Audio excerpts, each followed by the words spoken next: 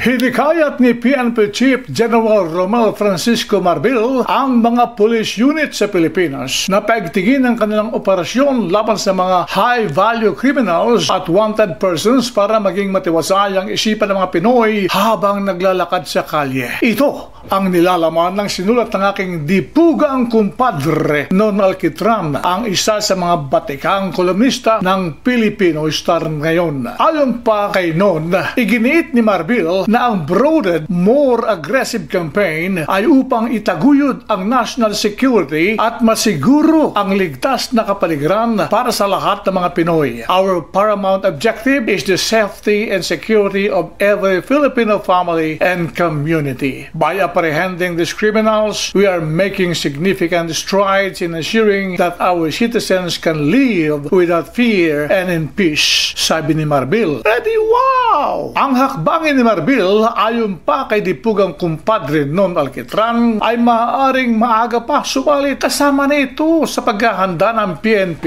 para sa 2025 midterm elections. Dipuga, ano pa nga ba?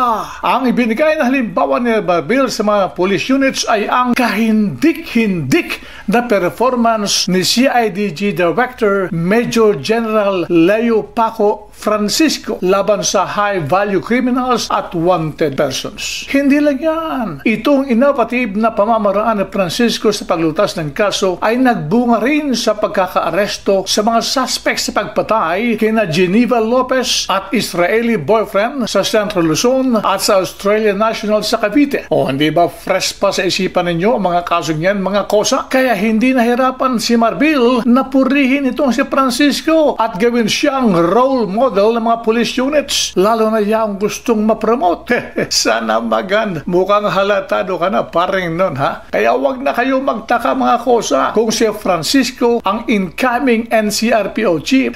Ambot sa kanding may bangs. Ayon kay Marbil, mula Enero 1 hanggang July 15, 2024, nagsagawa ang CIDG ng 6,259 operations na nagresulta ng pagkaaresto ng 6,250 wanted sa batas. Aba, siyempre, parteng malaking ang iniambag ng mga CIDG Regional Field Units na nakarecord ng 5,981 na pagkaaresto. Samantalang ang CIDG Special Operations Unit naman ay nakahuli ng 269 wanted persons. Itong accomplishments ng mga taon ni Francisco ay nagsusulong na hindi natitinag at matibay na pagsisikap ng PNP na itapon sa likod ng rehas na bakal ng mga kriminal at panindigan ang umiiral na batas. Mismo!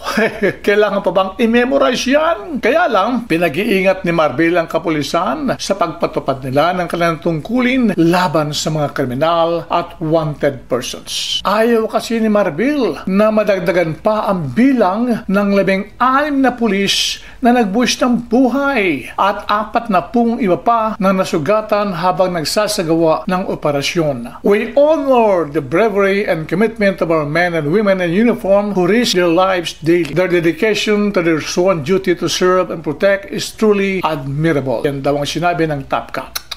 Kunting ingat, mare. Kunting ingat din, mga kosang pulis, dahil di naman kumikilala ng batas yung mga kriminal at wanted persons. Tumpak! Kanya-kanyang gimmick lang yan, parang nun, hindi ba? Binigyan din ni Marbil ang malaking papel na ginampanan ng PNP's e-warrant system para sa matagumpay na police operations versus criminals at wanted persons. Sa record ng DIDM Director Brigadier General Matthew Bacay, umabot sa 73,337 warrants of arrest galing sa korte sa buong Pilipinas ang na-download sa e-warrant nitong nakaraang mga taon, at malaking bahagi nito ang na-serve ng pulisya dahil ang gusto ng pulis, ligtas ka. Simple lang, pro-rock, no, mga kos. Abangan. Yan ang kabuang obra ng aking dipugang kumpadre Non Alquitran.